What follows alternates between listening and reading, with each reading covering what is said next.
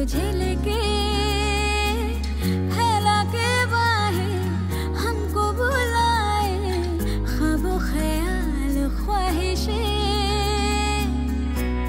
थोड़ी थोड़ी है जो दूरी ढल ही जाएगी,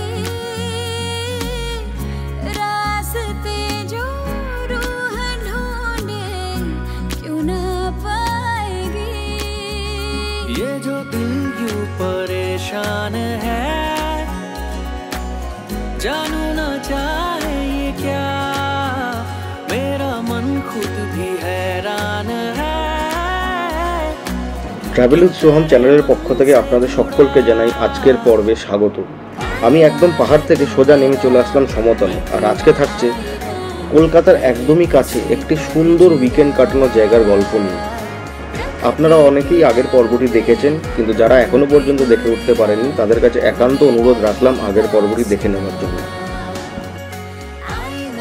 চলুন তাহলে আজকের পর্বটি শুরু করা যায়। আমি ডায়মন্ড হারবার রোড ধরে আমতলা ক্রস করে একদম সোজা পৌঁছে গেলাম Ibiza the fun resort and spa.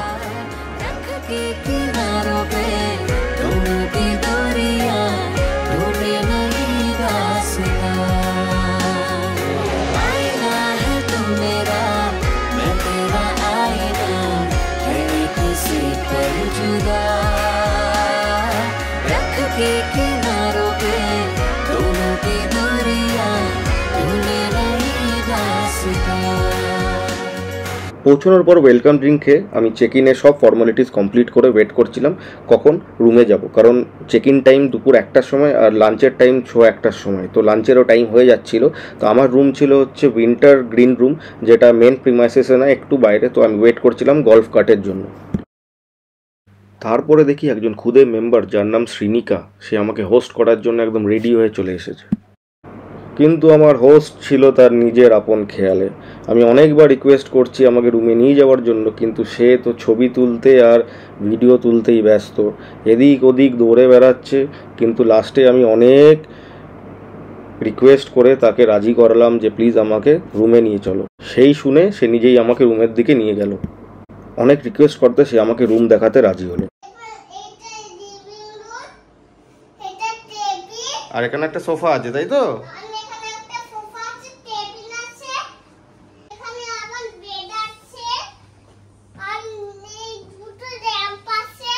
আর এদিকে একটা টিভি আছে, আর এদিকে ফোন আছে, আর এটা হচ্ছে বেড। আর এদিকটা কি আছে? বসার জায়গা, এটা বাথরুম। কি কি আছে বাথরুমে? হ্যান্ড ওয়াশ করা বেসিন, কমোড, স্নান করার জায়গা। আর এদিকে কি কি আছে?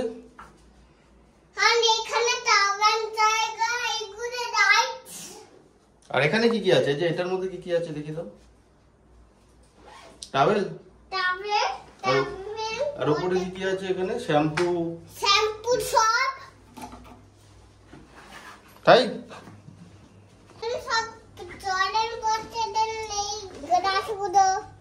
এদিকে কফি, সুগার, টি, কেটেল, দুটো কাপ। আর নিচে কি আছে?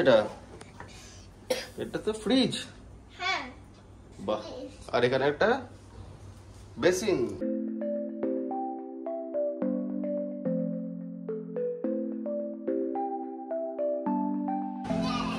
আমরা যাচ্ছি এখন রেস্টুরেন্টের দিকে। তো আমাদের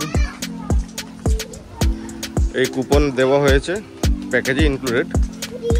দেখুন আমার হোস্টের অবস্থা দেখুন, আমাকে লাঞ্চের জায়গায় না নিয়ে গিয়ে সে একাই মাঠে খেলা স্টার্ট করে দিয়েছে। আপনাদের সাথে বাচ্চারা আসলে এই সবুজ ঘাসে কিন্তু খেলে বেড়াতে তাদের খুব ভালো লাগবে।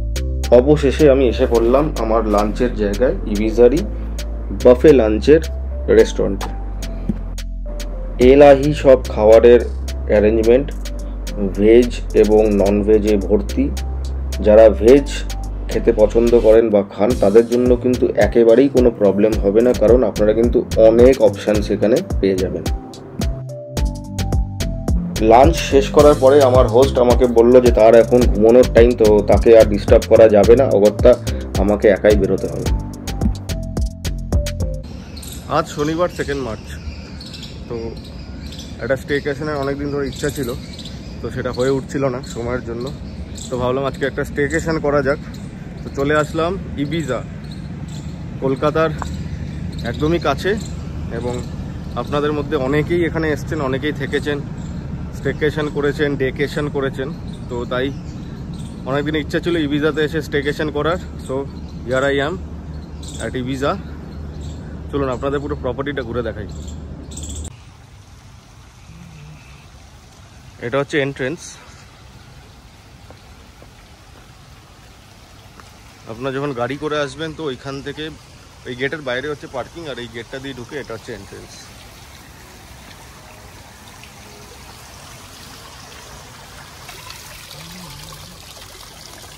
এটা হচ্ছে মেন বিল্ডিং এরিয়া।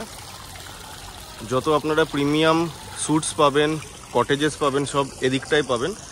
আর আমি নিয়েছি হচ্ছে উইন্টার গ্রিন অ্যাপার্টমেন্ট। বেসিক্যালি ওটা একটা 1 BHK অ্যাপার্টমেন্ট, তো আমি সেটাই নিয়েছি। আর সেটা এখান থেকে একদমই হেঁটে একদমই খুবই কাছে, মানে বলতে গেলে প্রায় 2-3 মিনিট।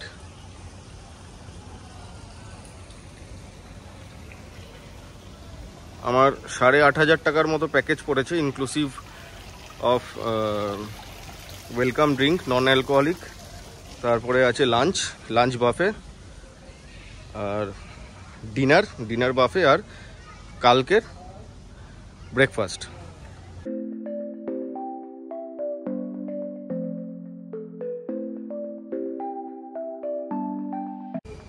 আপনারা চাইলে স্টেকেশনও করতে পারেন বা ডেকেশনও করতে পারেন।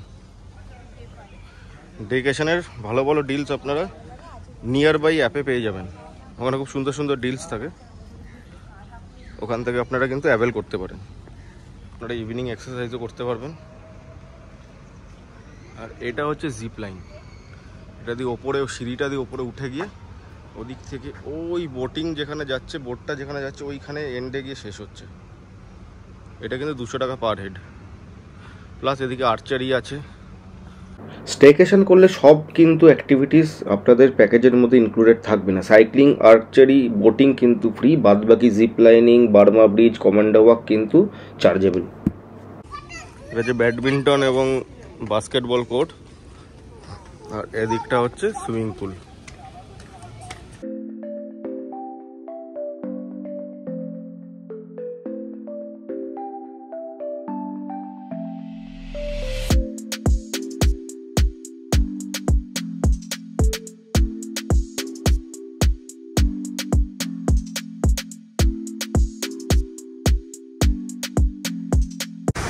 সুইমিং পুলের ধারে এরকম বসার জায়গা পেয়ে যাবেন, খুব রিল্যাক্সিং। আর এদিকে কিন্তু কটেজেস আছে, এই কটেজেসগুলো এদিকেই আছে main building এরিয়াতেই।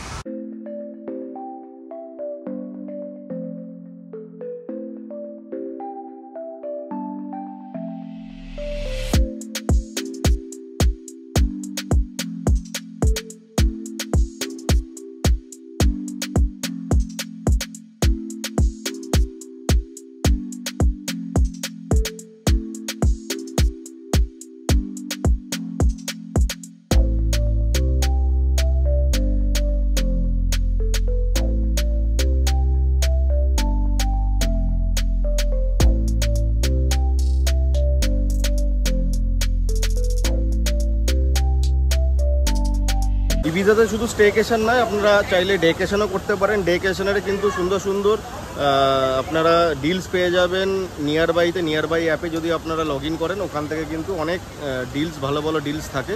Monday to Friday আর স্যাটারডে সানডে আলাদা আলাদা ডিলস থাকে, তো সেগুলো সেখান থেকে আপনারা অ্যাভেল করতে পারেন ইজিলি। তো আমি সেখান থেকে করিনি, আমি ডিরেক্টলি ফোন করেই করেছিলাম। অ্যারাউন্ড 8,500-এর মতো আমার লেগেছে পুরো প্যাকেজ, ইনক্লুডিং লজিং এবং ফুডিং। আমাদের থাকাটা কিন্তু এই মেন বিল্ডিংয়ে না, এই মেন বিল্ডিং প্রেমাইস থেকে একটু বাইরে, হাঁটা ডিস্টেন্স মোটামুটি ধরে নিন 3-4 মিনিট হাঁটা ডিস্টেন্স, কোনো অসুবিধা নেই। এখানে আপনারা ওই গল্ফ কার্ট গাড়িগুলো পেয়ে যাবেন, তো সেটাও অসুবিধা নেই আসা যাওয়াতে। আর আপনারা চাইলে এখানেও আপনারা থাকতে পারেন, কিন্তু তার জন্য রেট কিন্তু বেশি, কারণ প্রিমিয়াম স্যুটস কটেজের সব কিন্তু এখানেই বেশি, আর ওদিকটা সব হচ্ছে স্টুডিও টাইপ অ্যাপার্টমেন্ট। তো আমরা আছি নির্বাণাতে উইন্টার গ্রিন রুমে। তো ওইটা হচ্ছে ইনক্লুডিং আমাদের 8,500 টাকার মতো পড়েছে, যেখানে থাকা তো আছেই, 1 BHK ফ্ল্যাট অ্যাপার্টমেন্ট টাইপের, আর তার সাথে আছে হচ্ছে welcome drink which is non alcoholic, তারপরে আছে হচ্ছে লাঞ্চ বাফে, ডিনার বাফে, আর কালকের মানে টুমরো সকালের ব্রেকফাস্ট। এই কটাই অ্যাভেলেবেল, আর বাকি আপনাদের আমি ঘুরে দেখাচ্ছি কীরকম প্রপার্টিটা।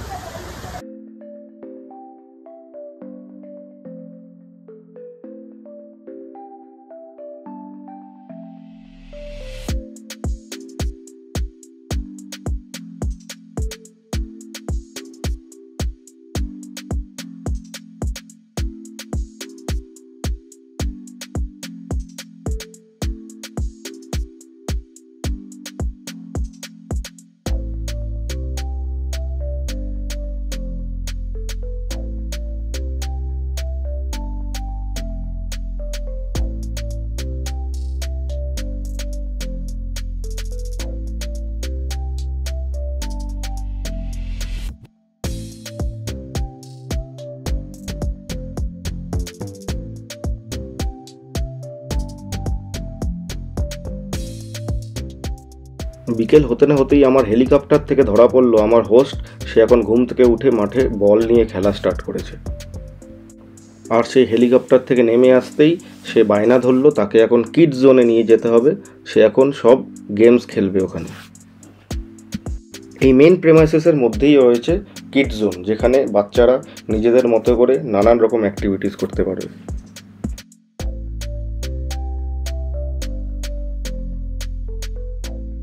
আমারও শিশু সুলভ মন খুব ইচ্ছা করছিল এরকমই খেলে বেড়াতে, কিন্তু একটু বায়না করাতে যা শুনতে হলো। তুমি কোন অ্যাক্টিভিটি করবে না, আমি করব অ্যাক্টিভিটি।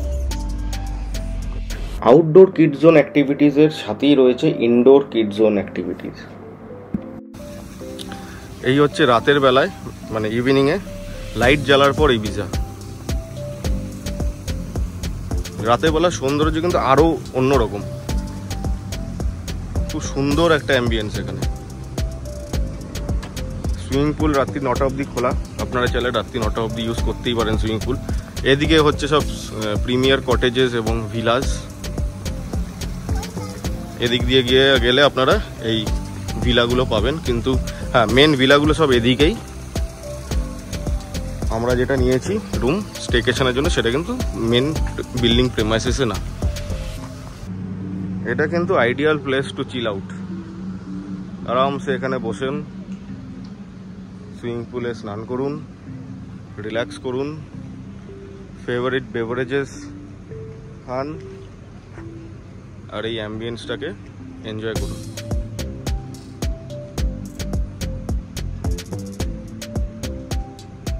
মেন প্রিমাইসেসেই সব কিছু আপনারা অ্যাভেলেবেল পাবেন। আর এখানে ঘুরতে ঘুরতে আমি চলে আসলাম সেই জায়গাটা যাকে বলা হয় রিফ্লেকশন পুল।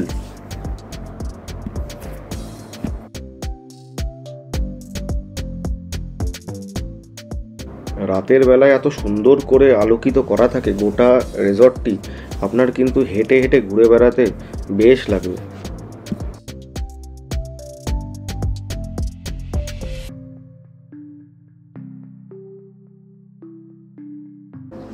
রিসর্ট ঘুরতে ঘুরতে এবার টাইম হয়ে গেছিলো আমার ডিনার করার। তখন বাজে ঘড়িতে মোটামুটি 9টা, আর এখানে ডিনার স্টার্ট হয় 8:15 থেকে, রাত্রিবেলা 8:15 থেকে। আর এটা হচ্ছে ইবিজার বাফে রেস্টুরেন্ট। আর আলাকার্টে যদি আপনারা খেতে চান তাহলে কিন্তু অন্য জায়গায় আছে, যেটাকে স্পোর্টস বার বলা হয়। সেম অ্যাজ লাঞ্চ, ডিনারেও কিন্তু এই বাফেতে আপনারা অনেক রকম অপশানস পেয়ে যাবেন। স্পেশালি যারা ভেজিটেরিয়ান, যারা ভেজ খেতে পছন্দ করেন তাদের জন্য আবার রিপিট করছি, কোনো রকম অসুবিধা এখানে হওয়ার কথা নয়, কারণ অনেক রকম ভেজ আইটেমস এখানে থাকে। আর যারা নন ভেজিটেরিয়ান তাদের উদ্দেশ্যে বলতে চাই, আপনাদেরও কোনো অসুবিধা হবে না, কারণ দুবেলাতেই কিন্তু আমি মাটন পেয়েছিলাম, সাথে চিকেনও ছিল।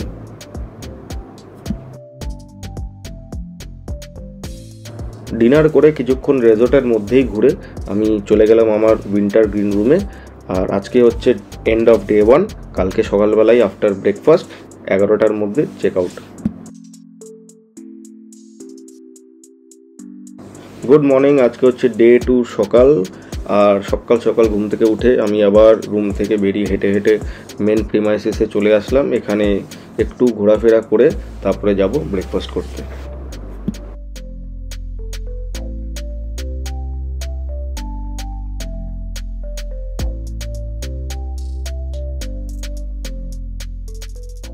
আজকের পর্ব আমি এখানেই শেষ করলাম। যদি ভিডিওটি ভালো লেগে থাকে তাহলে অবশ্যই লাইক, শেয়ার অ্যান্ড সাবস্ক্রাইব করবেন, আর অবশ্যই কমেন্টে জানাবেন কেমন লাগলো। আর যেতে যেতে আপনাদের জন্যই রেখে গেলাম এখানকার ভিলাগুলোর গ্রাফিক্যাল রিপ্রেজেন্টেশন।